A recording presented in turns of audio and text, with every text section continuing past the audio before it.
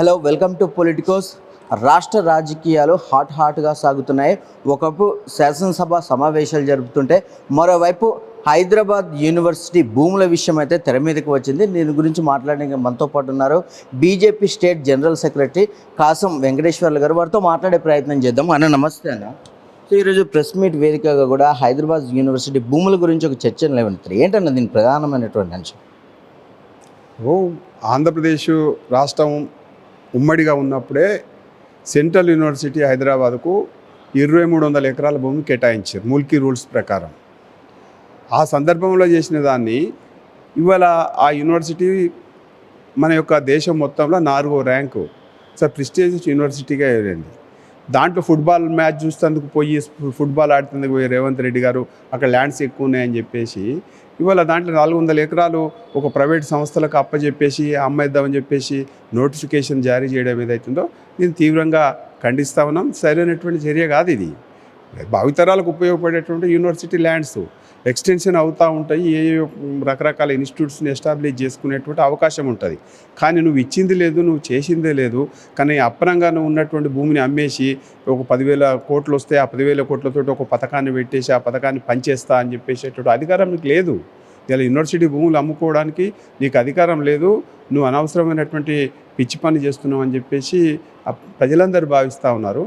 ఆ సందర్భంగా అమ్మొద్దని చెప్పేసి హెచ్సి విద్యార్థులు, యువమోర్చా నాయకులు ఇవాళ అసెంబ్లీకి ముందర పోయి నిరసన కార్యక్రమం చేస్తే వాళ్ళపైన లాఠీచార్జ్ చేయించి పోలీసులను పెట్టి అరెస్ట్ చేయించేసి పోలీస్ స్టేషన్లో తిప్పడం ఏదైతుందో దుర్మార్గం అనేటువంటి చర్య. అరెస్టులు దారుణంగా చేస్తున్నారని చెప్పేసి మా శాసనసభ ప్రతిపక్ష నాయకుడు ఎమ్మెల్యే మహేశ్వర్ రెడ్డి గారు పోయి మాట్లాడుతుంటే ఆయనను కూడా అరెస్ట్ చేసేసి నగరం అంతా తిప్పడం ఏదైతుందో ఇంతకంటే దుర్మార్గం అనేటువంటి చర్య ఉండదు. పోలీసులతోటి నడుపుకోవాలనుకుంటే రేవంత్ రెడ్డి గారు ఎన్ని రోజులు నడుపుకుంటాడు? ఇంతకుముందు కేసీఆర్ అదే రకంగా చేసినాడు. బీఆర్ఎస్ పార్టీ కూడా 10 సంవత్సరాలు అట్లే నడిపింది. ఆ ప్రజల ఆగ్రహానికి, విద్యార్థుల ఆగ్రహానికి గురి కావడం తప్పనిసరైంది. ఇప్పుడు కూడా మళ్ళీ అదే అటువంటి పరిస్థితి కనపడుతూ ఉంటుంది. కాబట్టి యూనివర్సిటీ ల్యాండ్స్ని మేము భారతీయ జనతా పార్టీగా అమ్మొద్దు అని చెప్తా ఉన్నాము. ఇంకొకటి ఏంటంటే దాంట్లో పర్యావరణానికి ప్రతీకగా యూనివర్సిటీ నిలబడతా ఉంది. అక్కడ జింకలు, నెమళ్ళు, లేక్స్ అవన్నీ కూడా విద్యార్థులకు చదువుకోవడానికి మంచి అట్మాస్ఫియర్ ఉన్నటువంటి ప్రదేశం అది. దాన్ని ఇవాళ అమ్మేసి పోయినసారి కేసీఆర్ దాని మధ్య నుంచి రోడ్డు వేసినాడు. ఇవాళ ఈయనేమో అమ్మడానికి ప్రయత్నం చేస్తున్నాడు. ఈ రెండు కూడా తెలంగాణకు హితమైనటువంటి పార్టీలు కావు. తెలంగాణని ఏ రకంగా భ్రష్టు పట్టియాలని ఆలోచన చేసేటువంటి పార్టీలు బీఆర్ఎస్, కాంగ్రెస్. కాబట్టి ఇవాళ మేము దానికి వ్యతిరేకంగా భూములు అమ్మడానికి వీల్లేదని చెప్పేసి ఖచ్చితంగా చెప్పదలుచుకున్నాం. దానిపైన ఉద్యమం కూడా చేయదలుచుకున్నాం. సో విద్య అనేది ఉమ్మడి అంశాల్లో భాగంగా ఉంటుంది, కేంద్రం కానీ రాష్ట్రం కానీ. ఇవాళ వచ్చినటువంటి ఒక పేపర్కి వచ్చినటువంటి ఒక అంశం ఏదైతుందో గురుకులాల్లో అద్దె విషయంలో బీఆర్ఎస్ ప్రభుత్వం స్కామ్ చేసింది 160 కోట్లు అని చెప్పేసి కూడా బయటకు వచ్చిన విషయంలో దీని మీద కేంద్ర బీజేపీ కానీ రాష్ట్ర బీజేపీ ఎట్లాంటి చర్యలు తీసుకోబోతుంది? ఇప్పుడు ప్రజాక్షేత్రంలో మేము ఉద్యమం చేస్తాం. ప్రజాక్షేత్రంలో 160 కోట్ల 150 కోట్ల ఎవడు స్కామ్ చేసిండు ప్రతిదీ కూడా మేము ప్రజాక్షేత్రంలో బయట పెడతాం. ప్రజాకోర్టులో నిలబెడతాం రేవంత్ రెడ్డి సర్కార్ని. వాళ్ళే మంచిగా మర్యాదగా ఎవరెవరు స్కామ్ చేసిరో వాళ్ళని ముందే అరెస్ట్ చేసేస్తే మంచిది, తప్పు ఒప్పుకొని. లేకపోతే మేము ప్రజాక్షేత్రంలో బయట పెట్టేసి ప్రజాకోర్టులో వీళ్ళని నిలదీస్తాం.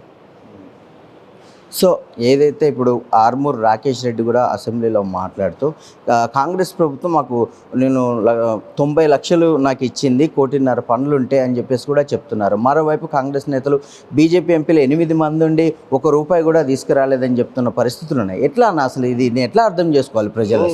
కేంద్ర బడ్జెట్ ఎంత రావాలనో అంతా అన్ని స్టేట్స్కు అందరికి వస్తుంది. 42% ఇవ్వాలనేటువంటి విషయంలో స్పష్టమైనటువంటి విధానం ఉంది.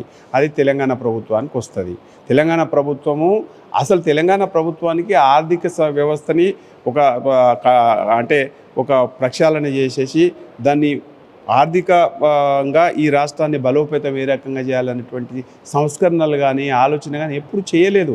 ఎక్కడ అప్పులు చేద్దామా, ఎక్కడ ఏం చేద్దామని చేస్తుంది తప్ప దీని ఆర్థిక వ్యవస్థను బలోపేతం చేయాలనేటువంటి ప్రణాళికే రాష్ట్ర ప్రభుత్వం దగ్గర లేదు. కేంద్ర ప్రభుత్వం ఇచ్చే పైసలు నువ్వు ఉత్పాదక రంగాన్ని ఏ రకంగా పెంచుతున్నావు, ఎక్కడ పెంచుతున్నావు, నీ దగ్గర రాబడి ఎంత, ఖర్చు ఎంత, ఈ లెక్కలు లేకుండా ఇబ్బడి ముబ్బుడుగా హామీలు ఇచ్చేసి ప్రజలను మోసం చేసి అధికారంలోకి వచ్చి ఇప్పుడు మా దగ్గర డబ్బులు లేవని చెప్పేసి లెంపలేసుకో ప్రజాక్షేత్రంలో పోయి అంతే తప్ప డబ్బులు లేవు అని చెప్పేసి దొంగ మాటలు చెప్పడం సరైన విధానం కాదు. కేంద్ర ప్రభుత్వం ఇచ్చేటువంటి డబ్బుల గురించి ఎంత రావాలో అంత వస్తుంది. వీళ్ళు డిమాండ్ చేయాల్సిన అవసరం లేదు, వీళ్ళు అరవాల్సిన అవసరం లేదు, కాకి లెక్కలు చెప్పాల్సినటువంటి అవసరం లేదు. కేంద్ర ప్రభుత్వం నుంచి రాష్ట్ర ప్రభుత్వానికి ఎంత అన్ని రాష్ట్రాలకు ఏ రకంగా వస్తుందో ఈ రాష్ట్రానికి కూడా వస్తుంది. ఈ రాష్ట్రం చేతగాంతనంతో అభివృద్ధి అనేది కుంటుపడిపోయింది. ఈ దగ్గర ఎక్కడ ఆర్థికంగా డబ్బులు తీసుకురావాలా, ఎక్కడ ఖర్చు పెట్టాలనేటువంటి పద్ధతి ప్రకారం ఏది లేకుండా ఇష్టానుసారంగా చేస్తూ ఉంది. కాబట్టి దవ్యమైనటువంటి పరిస్థితి వచ్చింది. ఇవాళ జీతాలు ఇవ్వలేనటువంటి పరిస్థితి, దుర్మార్గం. తర్వాత రిటైర్డ్ అయినటువంటి వాళ్ళకు పెన్షన్స్ అవన్నీ కూడా ఇవ్వలేనటువంటి దుర్మార్గమైనటువంటి పరిస్థితి. కాబట్టి ఇవాళ ఏంటంటే భూములు అమ్ముకోవాలి, ఎట్లా గడపాలా, దినదిన గండం నూరేళ్ళ ఆయుష్ లెక్క బతుకుతూ ఉంది ప్రభుత్వం. కాబట్టి ఇవన్నీ వస్తున్నాయి. కాబట్టి అసెంబ్లీ సాక్షిగా నువ్వు కేంద్ర ప్రభుత్వాన్ని ప్రశ్నించేటప్పుడు నీ దగ్గర ఉన్న సకదనం ఏందో నువ్వు చెప్పు. ఫస్ట్ నువ్వు బాగా చేస్తున్నప్పుడు కేంద్ర ప్రభుత్వం ఇవ్వకపోతే అడగాల. కేంద్ర ప్రభుత్వం ఇచ్చినటువంటి మ్యాచింగ్ గ్రాంట్స్ ఇప్పటివరకు నేను పీఎం ఆవాస్ యోజన కింద లబ్ధిదారుల లిస్టు పెట్టమని పీఎం అడిగితే కూడా నువ్వు పెడతలేకపోతా ఉన్నావు. లబ్ధిదారుల లిస్టు పెట్టండి, ఆ లిస్టు ప్రకారం మేము పీఎం ఆవాస్ యోజన కింద ఇండ్లకు పైసలు మంజూరు చేస్తామంటున్నాం. ఆ లిస్టు కూడా నీ దగ్గర లేదు ఇప్పటివరకు. యాప్లో పెట్టమంటే అప్లోడ్ చేయమంటే చేయలేనటువంటి పరిస్థితి. కాబట్టి ఇంత దయనీయమైనటువంటి పరిస్థితుల్లో రాష్ట్ర ప్రభుత్వం ఉంది. కాబట్టి ఇప్పటికైనా 15 నెలలు అయిపోయింది, ఆర్థిక వ్యవస్థను బలోపేతం చేసేటువంటి చర్యలకు ఉపక్రమం ఇస్తే మంచిదని చెప్పేసి మేము సలహా ఇస్తాము. సో కేంద్రం తీసుకొచ్చినటువంటి మరొక త్రిభాషా సూత్రం ఏదైతే ఉందో దాని ద్వారా సౌత్ మీద ఆధిపత్యాన్ని రుద్దడం కోసమే ఇదంతా చేస్తున్నారని చెప్పేసి స్టాలిన్ వ్యాఖ్యలు చేస్తున్న పరిస్థితి ఏమంటారు అన్నది? అరే స్టాలిన్ మతిలేని మనిషి. స్టాలిన్ ఆయన పేరే ఈ దేశం పేరు కాదు. వాళ్ళ నాయన జర్మనో లేకపోతే హిట్లరు అటువంటి కాడు ఉన్న పేరు పెట్టుకొని ఇక్కడ పేరు పెట్టిండు. ఈ దేశం మూలాలు ఆయనలో లేవు. ఏమున్నా అక్కడ ప్రభుత్వానికి డిఎంకేకు వ్యతిరేకత ఎక్కువైందన్నప్పుడల్లా ఏదైనా ఈ విభజన పాలిటిక్స్ చేసేటువంటి అలవాటు ఉంది. దాని ప్రకారం ఇంకో ఏడాది ఎలక్షన్స్ ఉన్నాయి. ఆ ఎలక్షన్స్ని ఎట్లా తట్టుకోవాలంటే ఇలా ప్రజా వ్యతిరేకత విపరీతంగా ఉంది. కాబట్టి ఇది ఏంటంటే ఇవాళ ఒక ప్రజలలో ఒక సెంటిమెంట్ని లేవదీసి పబ్బం గడుపుకోవాలని చూస్తున్నాడు. స్టాలిన్కు రాజకీయ అవగాహన, రాజకీయం ఎంత చేయాలనేటువంటి విషయంలో ఆయన నైతికతకే వదిలిపెడతా ఉన్నాం. ఆయన ఇవాళ త్రిభాషా విధానంలో ఎవరిని ఏ భాష ప్రాథమికమైనటువంటి భాష మొదట మాతృభాషలోనే విద్యా విధానం కావాలని చెప్పేసి బీజేపీ విధానం. రెండవది ఒక జాతీయ భాష ఒకటి హిందీ ఉండాలని రెండవ విధానం. అంతర్జాతీయ భాషగా ఇంగ్లీష్ ఉండాలన్నటువంటి బీజేపీ విధానం. What is wrong there? ఎక్కడ తప్పు ఉన్నది అంటే ఈయన ఏంటంటే ఎమోషనల్ పాలిటిక్స్ బ్లాక్మెయిల్ చేయాలనేటువంటి ప్రయత్నం తప్ప ఆయనకి ఏమీ లేదు. ఆయన చెప్పే దాంట్లో సహేతుకత లేదు, నిజం లేదు. అసలు తమిళనాడు ప్రజలే ఆయన నమ్మే పరిస్థితి వల్ల లేరు. నువ్వు అనవసరమైనటువంటి రాద్ధాంతం చేస్తున్నావు అని చెప్పేసి తమిళనాడు ప్రజలు భావిస్తూ ఉన్నారు. కాబట్టి త్రిభాషా సిద్ధాంతంలో తమిళాన్ని భారతీయ జనతా పార్టీ వ్యతిరేకిస్తలేదు. తమిళమే మాతృభాషగా ఉండాలంటున్నాం. నరేంద్ర మోడీ గారు ఎంత గొప్పవాళ్ళంటే కాంగ్రెస్ పార్టీ ఉన్నప్పుడు 14-16 భాషలు అధికారికంగా ఉంటే 21 భాషలని ప్రాంతీయ భాషలను అధికార భాషలు చేసినాం. ఎక్కడ కూడా భాషలను తగ్గించలే. తర్వాత తమిళం కాశీ సంగమం పెట్టినాం, తమిళం ప్రయాగరాజ్ సంగమం పెట్టినాం. ఎక్కడ కూడా మోడీ గారు డైరెక్టు ఈ రకమైన ఎక్కడ పోయినా స్థానిక భాషలకు విపరీతమైనటువంటి ఫోకస్ ఇచ్చేటువంటి ప్రయత్నం చేస్తూ ఉన్నాడు.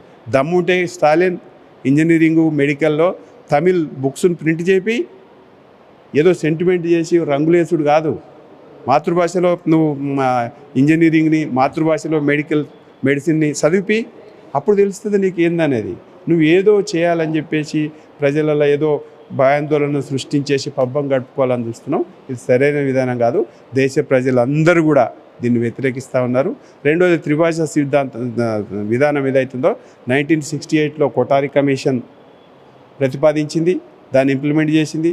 తర్వాత 1980లో new education policy Congress party ఉన్నప్పుడు రాజీవ్ గాంధీ న్యూ ఎడ్యుకేషన్ పాలసీలో త్రిభాషా విధానం ఉంది. ఇప్పుడు దాన్ని మేము ఇంకా పటిష్టం చేసి ఇంకా కంటిన్యూ చేస్తున్నాం. అంతే తప్ప త్రిభాషా విధానం ఏదైతుందో మేము పెట్టింది ఏం కాదు. కొఠారి కమిషన్, రాజీవ్ గాంధీ, తర్వాత ఇప్పుడు పెట్టినటువంటి త్రిభాషా విధానం కూడా మేము ఎక్స్పర్ట్ కమిటీ వేసి ఆ ఎక్స్పర్ట్ కమిటీ సిఫార్సుల మేరకే దీన్ని ఇంప్లిమెంట్ చేస్తూ ఉన్నాం. అన్ని రాష్ట్రాలు ఇంప్లిమెంట్ చేస్తున్నాయి కదా, తెలంగాణ, ఒడిస్సా, కర్ణాటక. నీకేం నొప్పి? తమిళనాడుకు వచ్చిన నీ స్టాలిన్కి వచ్చిన తమిళనాడు ప్రజలు ఎవరు వ్యతిరేకిస్తలేరే? ఒక స్టాలిన్కి ఏం నొప్పి అన్నట్టున్నాం మేము ఇక్కడ. అంటే ఏదైతే ఎన్నికలున్న ఈ సందర్భంలోనే ఖచ్చితంగా ఆధిపత్యం కోసమే ఇదంతా చేస్తుందని చెప్పేసి కూడా ఆయన అభివర్ణిస్తున్న పరిస్థితులు ఉన్నాయి. ఎన్నికలు లేవు, ఏం లేవు, ఇప్పుడు అక్కడనే ఉన్నాయి, ఆ రాష్ట్రంలో ఎన్నికలు ఉన్నాయి ఇంకో సంవత్సరం అయితే. కాబట్టే ఆయన ఈ డ్రామా ఆడుతున్నాడు. బీజేపీ ఏం డ్రామా ఆడతలేదు. న్యూ ఎడ్యుకేషన్ పాలసీని ఇక్కడనే ఇప్పుడే ఇంప్లిమెంట్ చేయలే, అన్ని స్టేట్స్ ఇంప్లిమెంట్ చేస్తున్నాయి. ఆల్రెడీ 1 ఇయర్ అయిపోయింది. ఇప్పుడు ఈయన దీన్ని రాద్ధాంతం చేసి ఎన్నికల వేడి కోసం ప్రయత్నం చేస్తుండు. తమిళం అనేటువంటి ఒకప్పుడు బ్రాహ్మణకు వ్యతిరేకం, అగ్రకులాలకు వ్యతిరేకం, ఈ రాజకీయాలు నడిపినటువంటి విభజన రాజకీయాలు నడిపిన కరుణ అనేది తండ్రి బాటలో కొడుకు పోతూ ఉన్నాడు.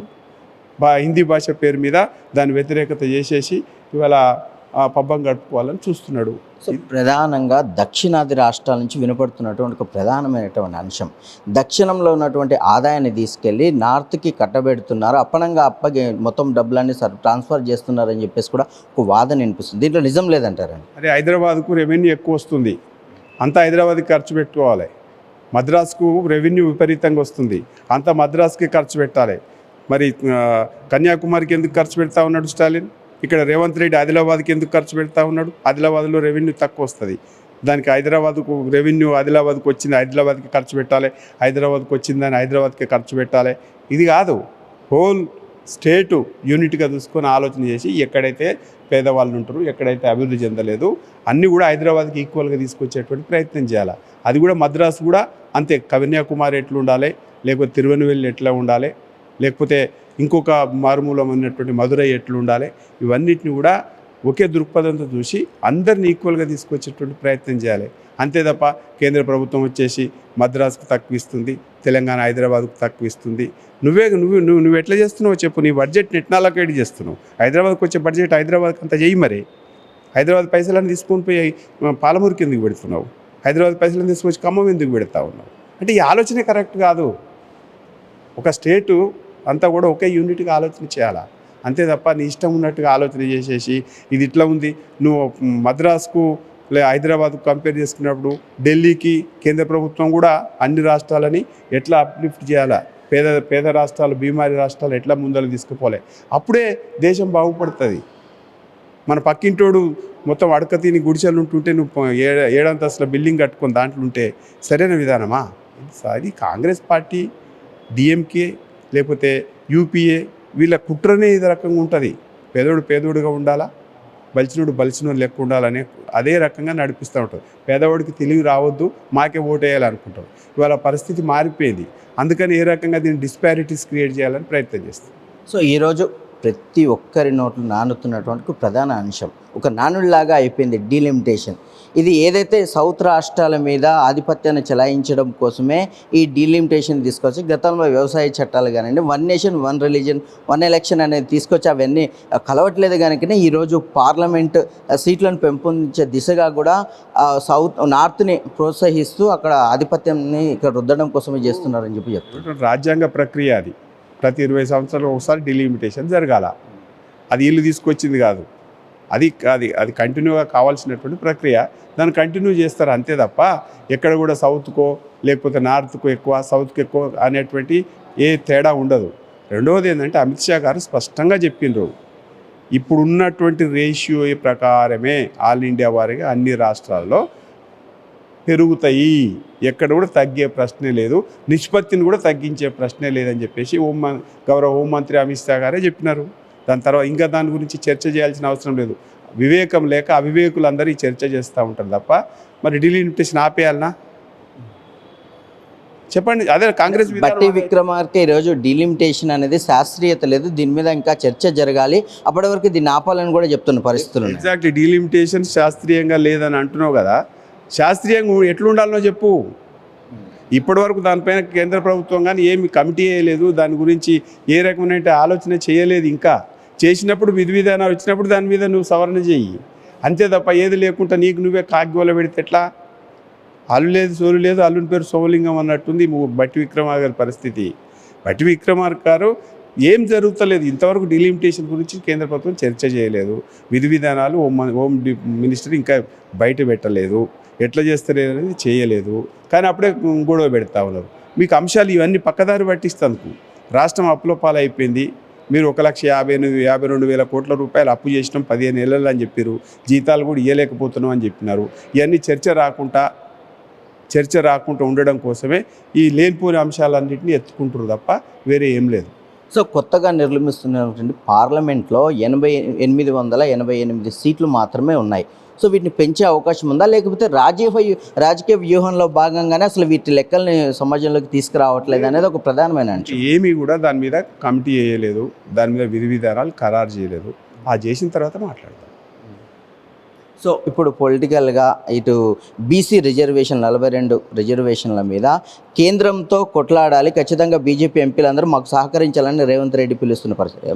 బీజేపీ స్టాండ్ మాటలు మాట్లాడితే బాగుండదు. కామారెడ్డి డిక్లరేషన్లా కేంద్రం సహకరిస్తే మేము బిల్లు చేసి కేంద్రం పెడతాం, కేంద్రం 42% ఇస్తే మేము ఇంప్లిమెంట్ చేస్తామని చెప్పినావా? నాకు ఓటేయండి, గెలిపియండి, 42% రిజర్వేషన్ చేస్తున్నావు, చెయ్యి. కేంద్రానికి ఏం సంబంధం? నువ్వు చెప్పిన దానికి బీజేపీకి ఏం సంబంధం? నీ వాగ్దానం అది, ఎట్లా చేస్తావు? నువ్వు చెయ్యి.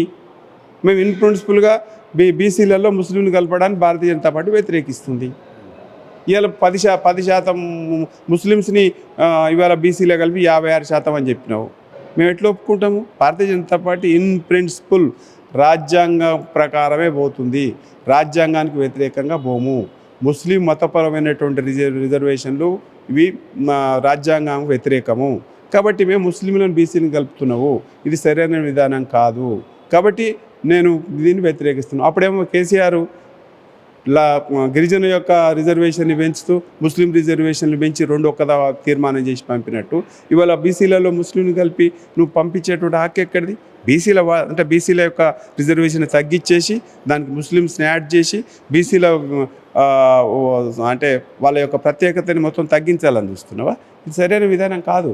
మేము అందుకని అంటున్నాం, బీసీలకు ఎంత చేస్తున్నావో కరెక్ట్ చెప్పు, మైనారిటీస్కి ఎంతమో చెప్పు, అంతే తప్ప బీసీలని మైనారిటీలను బీసీలను కలిపి మేము బీసీ రిజర్వేషన్ పెంచుతున్నాం ఇవన్నీ తప్పుడు మాటలు చెప్పడం ఏదైతే ఇది మంచిది కాదు. ఇది మానుకోవాలి. అంటే ఇప్పుడు ఏదైతే రాష్ట్ర ప్రయోజనాల రీత్యా వస్తున్నటువంటి ఈ బీసీ బిల్లులో కేంద్ర మంత్రులు ఎవరు కూడా బీజేపీ నుంచి సహకరించే అవకాశం లేదంటారు. పూర్తిగా సహకరించరు అనేది పార్టీ విధానం. అది మా పార్టీ మేము ఆలోచన చేసుకుంటాం. 42% నువ్వు రిజర్వేషన్స్ ఇస్తున్నావు, ఎట్టిస్తావో ఇయ్యి. 9th షెడ్యూల్కో లేకపోతే కేంద్ర ప్రభుత్వానికి ఇది సంబంధం లేదు. నువ్వు కరెక్ట్ చేస్తే నువ్వు ఇక్కడ 42% స్థానిక సంస్థల ఎన్నికలు పెట్టుకోవచ్చు. కాబట్టి నీ కోర్టు అదంతా ఉంటుంది, అది మాకేం సంబంధం లేదు. నువ్వు ఎట్లా చేస్తావో చెయ్యి. నువ్వు కేంద్ర ప్రభుత్వం మోడీ గారితో కలిసి ఆ రోజు మాట్లాడి మేము ఇట్లా 42% వాగ్దానం ఇస్తాను, దాన్ని తీసుకొచ్చి అసెంబ్లీ తీర్మానం చేసి మీకు ఇస్తాం, మీరు చేస్తే మేము ఇంప్లిమెంట్ చేస్తామని ఆడ కామారెడ్డి డిక్లరేషన్లో చెప్పినవా? అట్లా చెప్పలేదు కదా. నేనే మొగుడిని నేనే చేస్తున్నావు. నువ్వు చెప్పు, బీసీలకు నువ్వు ఎక్కడ రిజర్వేషన్స్ ఇచ్చినావు? నువ్వు పార్లమెంట్కు 2 ఎమ్మెల్యే సీట్లు ఇస్తామని చెప్పేసి నువ్వు తీర్మానం చేసినావు, ఏఐసీసీలా చేసినావా? ఎంతమంది 22 సీట్లు, 34కి 22 సీట్లు ఓడిపోయాయని ఇచ్చినావు. అది అయిపోయినాక కార్పొరేషన్లు ఇస్తా ఉన్నావు. కార్పొరేషన్లో 11 మందికి ఇచ్చినావు 55కు. నువ్వు బీసీలకు నేనే ఛాంపియన్ని ఎట్లా చెప్పుకుంటావు? సిగ్గుండాలి చెప్పుకుంటేందుకు. చేసేయన్నీ ఏమో ఈ దుర్మార్గ పనులు, చెప్పుకునేయేమో నీతులు చెప్తే ఎట్లా? ఇవన్నీ మానుకోవాలి, ప్రజలు గమనిస్తూ ఉన్నారు. సో ఫైనల్గా ఒక్కటేనా, జాతీయ స్థాయిలో ఖర్గే మాట్లాడుతూ చమురు ధరలు, పెట్రోల్ ధరలు తగ్గిపోయినా కానీ ఎందుకు వాటిని తగ్గించట్లేదు ధరలు, ట్యాక్స్లు అని చెప్పేసి కూడా చెప్తున్న పరిస్థితులు ఏమంటారు నా దీని మీద? అసలు ఇప్పుడు ఖర్గే గారి గురించి ఏం మాట్లాడతాం భయ్? ఖర్గే గారు పెద్ద మనిషి అయ్యిండు, ఒక్కొక్కసారి ఏమేమో మాట్లాడుతుంటాడు. అన్నిటికీ బీజేపీ సమాధానం చెప్పాల్సినటువంటి అవసరం లేదు. సో చూసారు కదా, ఏదైతే రాష్ట్రంలో జరుగుతున్నటువంటి అంశాల నేపథ్యంలో మరి రానున్న కాలంలో ఇటు కాంగ్రెస్ కానివ్వండి, ఇటు బీఆర్ఎస్ కానీ, బీజేపీ కానీ ఏ విధంగా తన స్టాండ్ తీసుకుంటాయి, ఏ విధంగా ముందుకెళ్తాయి అనేది కూడా కొంత చర్చనీయాంశంగా మారిన నేపథ్యంలో మరి రానున్న కాలంలో ఏ పార్టీ ఏ విధంగా రాజకీయ వ్యూహంతో ముందుకు వెళ్తాయి, ఇటు బీసీ రిజర్వేషన్లు కానివ్వండి, ఎస్సీ వర్గీకరణ కానివ్వండి, ఇటు ప్రభుత్వ సంక్షేమ పథకాల విషయంలో కానీ ఎవరి స్టాండ్ ఎలా ఉంటుంది, పొలిటికల్గా ఎవరు ఎలా ముందుకెళ్తారనేది కూడా కొంత సస్పెన్స్కు దారితీస్తున్న నేపథ్యంలో మరిన్ని అప్డేట్స్ కోసం చూస్తూనే ఉండండి పొలిటికోస్. ఇది ఇప్పటి వరకు ఉన్న అప్డేట్. కెమెరామెన్ జయతో Narasimha reporting from BJP office, Hyderabad. Please subscribe to the channel and download the Politicos app from the links in the description.